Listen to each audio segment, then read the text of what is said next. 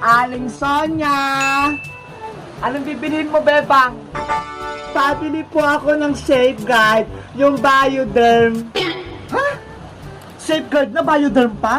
Ano pa talaga? Yung sabon po ni nanay, yung lagi niyang binibili sa inyo, yung pantanggal niya ng buni sa puwet. What? Hanggang ngayon may buni pa rin si Sitang? Matagal na yun ah. Hindi pa rin nawawala? Opo, hindi pa po rin nagaling. O, teka, kukunin ko lang. Ito yun oh. Opo, ayan po yun. Magkano po yan, Aling Sonia? 20 pesos. Eto po bayad ko ha. Wow!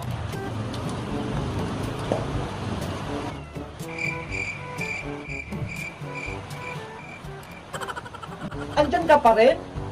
Andyan na yung sabon ha. Ano pang naantay mo?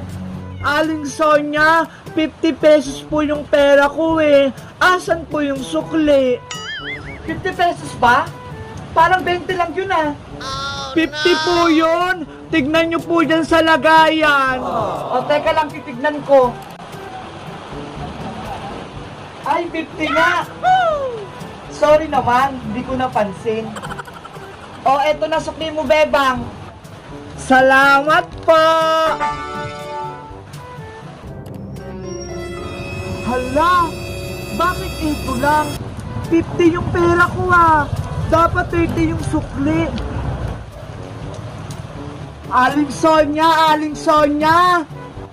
Ano na naman yun? Istorbo ka sa pagtitiris ko ng tigyawat? Kulang pa rin po itong binigay niyong sukli sa akin. Ano? Kulang pa rin? Ay aba, baka binubudol mo na ako ah. Di ba po 50 pesos yung pera ko? 20 pesos yung sabon? Dapat 30 yung sukli niyo sa akin. Magkano ba binigay ko sa'yo? Ito po oh, 20 pesos lang. Ay, oo nga, kulang.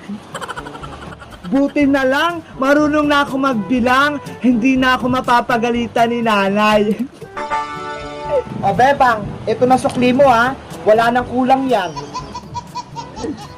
Thank you po, Aling Sonia. Sa susunod po, magamit kayo ng calculator para hindi kayo malito.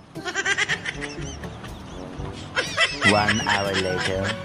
Pabili po ulit, Aling Sonia. Ano yun, Bebang?